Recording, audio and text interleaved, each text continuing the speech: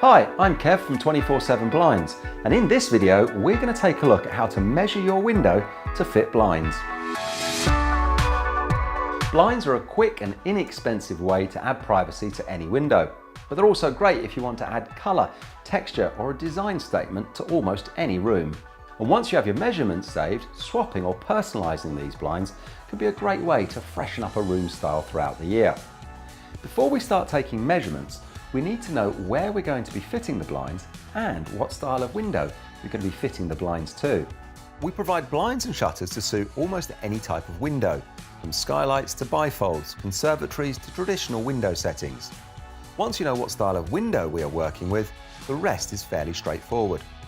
All of our blinds come with full fitting instructions, but if, like me, you'd rather watch someone showing you how to do it on a video, then 24/7 Blinds have got you covered. Pop over to our YouTube channel, and there you'll find step-by-step examples of me fitting every style of blind that we have available. And don't forget to hit the subscribe button. And that's it. In no time at all, you have a beautiful blind fitted to your window like this one. And don't forget that now that the brackets are in place, you can very easily and inexpensively swap this one for a different colour or style to suit your mood at different times of year.